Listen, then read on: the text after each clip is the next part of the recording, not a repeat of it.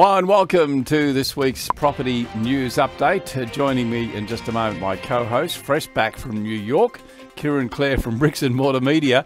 We'll catch up with Kieran in just a moment. Here are the stories we're going to cover for you today. Sydney water views still pulling big dollars. Military outpost to vicarage to family home. That's a transition of this wonderful family home we'll tell you about. We'll also explain about a meaty property sacrifice, how one family is making a big sacrifice.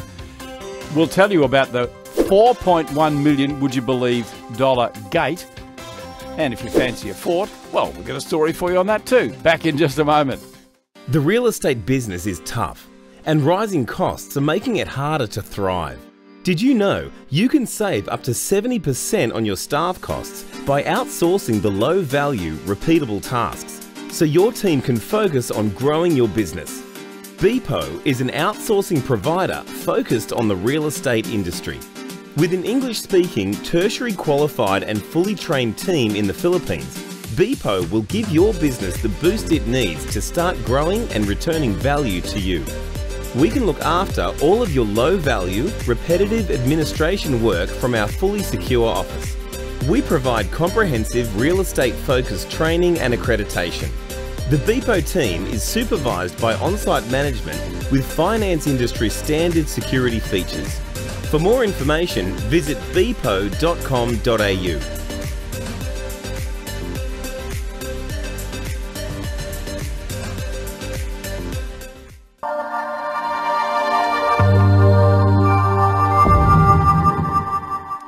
Oh my goodness gracious me, have a look at this. Kieran, Claire, what are you doing? You still cold? It was minus 15 last time I was talking to you, Kev. Minus 15. Oh dear, yes. Kieran, Claire, fresh back from you. Actually, I was talking to a broker in New York just this morning, and he was telling me, I was trying to explain to him about the heat here, compared to the cold there, and he said, it's absolutely freezing. It's not snowing in New York, but it is very, very cold right now. But boy, wasn't it cold when we were there? Mate, Michelle and I did a walk to the theatre one night, and the building's like a little mall. I have never, ever been colder in my life than when the wind chill kicked up through that little walkway, I can tell you now. It's terrible. It's terrible. Okay, buddy, let's get underway. Let's go with our first story. This one comes from News Limited, and the Sydney water views still pulling big dollars. Encouraging sign here. An auction sale over reserve at by about $510,000. But have a look at the location. Yeah, this 2.46 million they got for this one at the Balmain Shores complex, Kevin. And doesn't this scream of fundamentals? Even in these softening markets, here we've got 2.46 million for a beautiful waterfront view. It's got a double garage in it, plenty of space, and while everyone's we're in this market for Sydney at the moment where everyone's sort of saying doom and gloom, but as I just said, doesn't it just scream that fundamentals will always be in demand? This is close to the city and got everything you'd need for a pretty flash Sydney pad. Yeah, it certainly sounds expensive, 2.46 million, but keep it in perspective. The current owners paid $895,000 for it 18 years ago, and if you work on that 6-year rule where it should double in value every 6 years, just a very quick calculation says it probably undersold on that rule by about $1 million. Yeah, and even if you look at sort of the stretch that it doubles over a longer period, I dare say that these guys probably made 70% in the last 4 or 5 years down there. That's right. Sydney. That's right. It Exactly. would have come off a very low base, but I think good real estate in a great location has always got demand, and that's that fundamental rule you often say to people: if you can afford to buy the best quality, best fundamentals you can for the money you have available, and I think here is a testament to that. Yeah. But what did strike me a little bit about it too, though, is when you look at the photos, beautiful location, got all the fundamentals, still a pretty, I mean it in the nicest possible way, a fairly plain sort of unit. Like there's nothing, it's not gold chandeliers and eelskin wall hangings or anything like that. No. It's a pretty standard set of accommodation. So someone's definitely paid for position. They certainly have. And to keep that in perspective too, unit median in that area is 1.3 million. So a sale at 2.46 million sort of shows that it really is all about the view and about the water, that proximity. Yeah. Absolutely. Okay, story number 2, we're going to take you to New Zealand, and this one comes from stuff.com.nz. Military outpost to vicarage to family home. It's a peaceful spot today, but the coveted vicarage, which was built in 1920, is on the side of, well, it's got some military history here. Yeah, that's right. There used to be a barracks constructed there for the New Zealand Wars, which ran from 1845 to 1872. See how my mind just works like that? As soon as I look at my notes, I can tell you dates. Yeah, very clever, very clever. It was the New Zealand Wars were the ones with the New Zealand government and the Maoris. Right. So it was a pretty hard fought conflict, that one. This place housed a barracks that held militia for a number of years, and then 200, I think, 200 troops, wasn't it? I think, from memory. Yeah. They were a support group, and they were armed with, this is the coolest bit in the story, they were armed with muskets to guard the southern border. I thought that was fantastic. I'd love to see 200 military troops armed with muskets and shouting huzzah. Yeah. And then there was a church constructed there as well, which is and the vicarage, obviously. They knocked down the barracks and turned it into a car park for horse and carriages. Car park, horse park. So there it is. But have a look at the renovation on this. I know, isn't the renovation spectacular? Yeah. Absolutely stunning. They've got a $1.3 million price tag on it.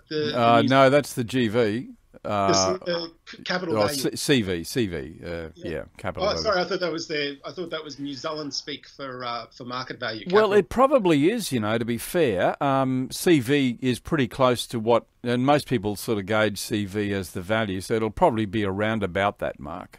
Yeah, and up for tender. So if you've got a itchy pen finger and you feel like filling out a form and owning a vicarage, a stunner one at that. Yeah, and you'd only be the fourth owner because it's only had 3 owners. Current owners are off to France. Good on them.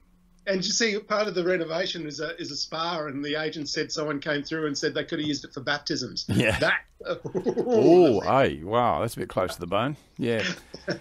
Okay, staying in New Zealand, another story from stuff.co.nz. I love the name of their website, Stuff. Isn't it clever?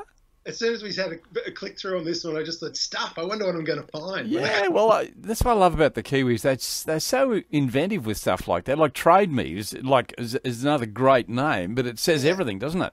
Yeah, and a touch of irreverence, which, obviously appeals to both you and I at times, I think. Yeah, well, it does. I love this. And I love this story too. This is all about a young couple who made a bit of a sacrifice to get into the Auckland market.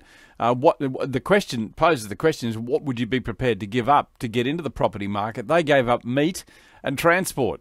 That's right. So meat must be pretty expensive in New Zealand. Yeah, you think, well, there's plenty of sheep. You think they'd just go out and catch a few, in the wild.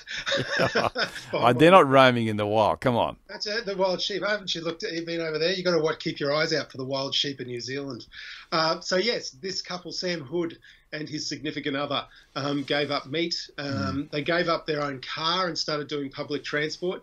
He says that he was on an income of around the $70,000 a year, and managed by managing his budget tightly, they were able to put together enough money to buy into the market. Now, Auckland has a median house price of around $850,000. They bought a unit. Not sure what it cost them. He doesn't say in the story, but he seems to be making this claim, the post-smashed avocado style claim that if people just manage their budgets properly, then they can survive. Mind you, he didn't miss out on much. It looks like he was hiring a Tesla to go skiing on a couple of weekends as well. Well, let's see, that's what you can do. And they were even clever enough when they sold the car to realise they didn't need a car park, so they picked up $40,000 for the car park. They sold that off. So good luck to them. I agree. It's funny. It's one of those. It originally struck me as one of those stories. Those letters to the editor, where maybe one of the journos had made up a few facts and created a fictional character. They wouldn't do that, would they? But no. Don't do that. No. But magazine editors never. But if you go and have a look in the comments section, because of course plenty of naysayers jump onto the back of these things, Sam actually fronts up a few times and makes a few replies. People saying, "What was your income?" And this isn't for. And he's actually climbed on and said, "No, I did it for sure." So real person, real couple, big success. Good on them. Great story. Well done. Hey, you're going to come back in just a moment and we will tell you about the $4.1 million gate. Back in just a moment.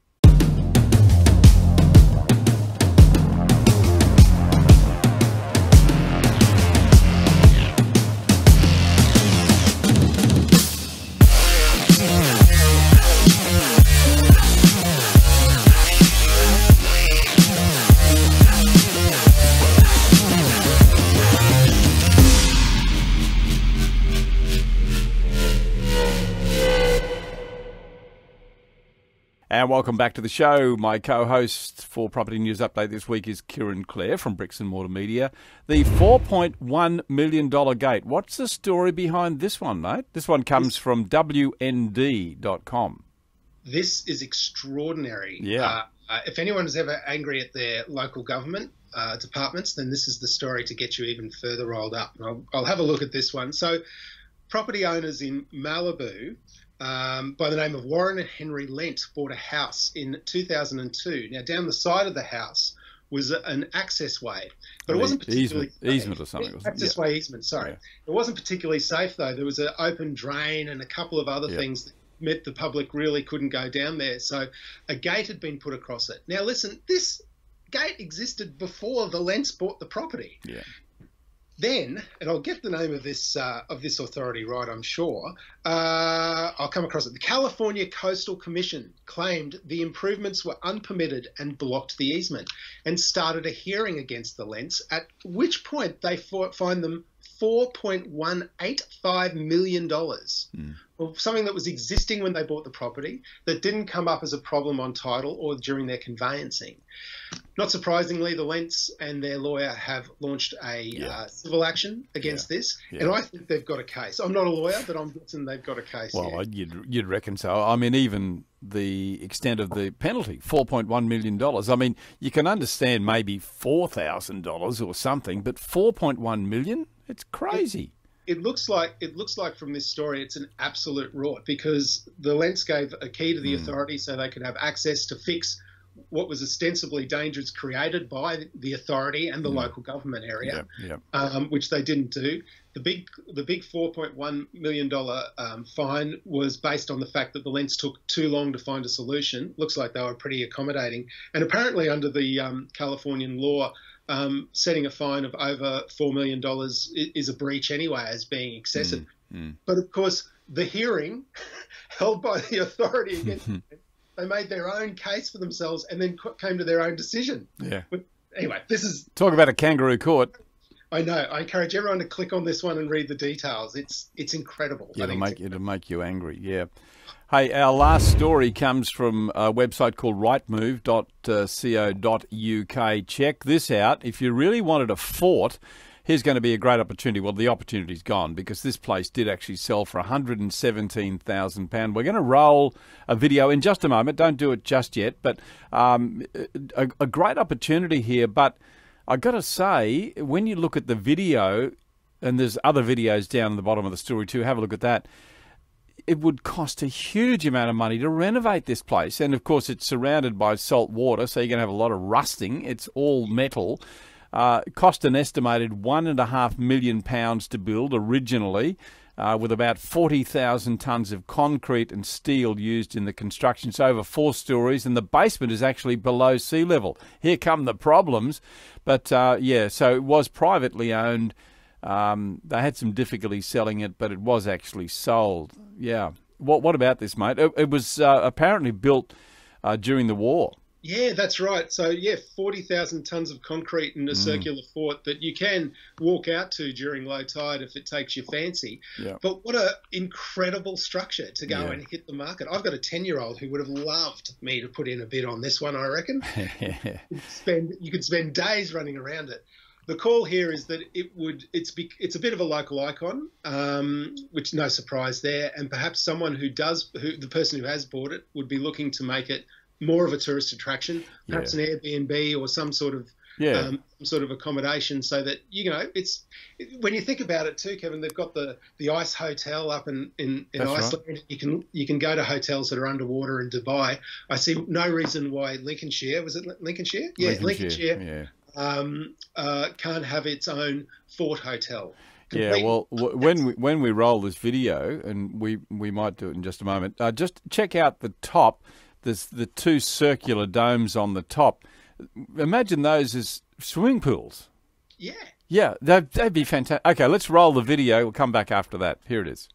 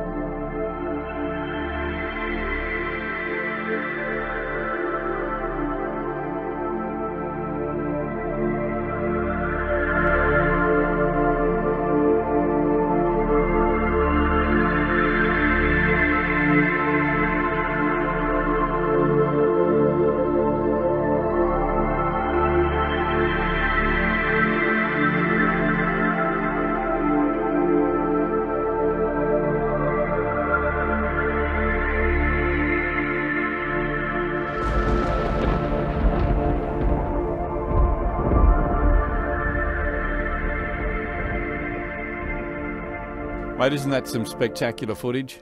What do you reckon? I reckon Grand Designs have got their work cut out for them on this TV series. Actually, wouldn't that be a great video? A great renovation to follow. Oh, it would be fantastic. Cracker Jack. Hopefully they're listening in. Oh, no doubt they are. They subscribe. Yeah, well, they do subscribe, yes. And they follow us religiously and send us emails. You know, make sure you mention us. So we just did. So there you go. Hey, mate, a fantastic story to end. Congratulations to our editor once again, Stephen Sharry, for sorting through and finding some great stories. And, mate, as always, your commentary is just superb. So thank you. Look, I live to serve, Kevin. That's all I can say. Yeah, well, okay, good on you. All right, well, put that coat back on. Oh, yes. Sorry, it is. Oh. No, don't do it. No, spare us. Spare us. I'll just dooner it up, mate. I'll dooner it up. That'll do. Yeah, okay. Brrr, really cold. Hey, buddy, catch you later. Thanks, Kevin. See Thanks, you later. mate. And we'll see you next week right here for Property News Update. See you then.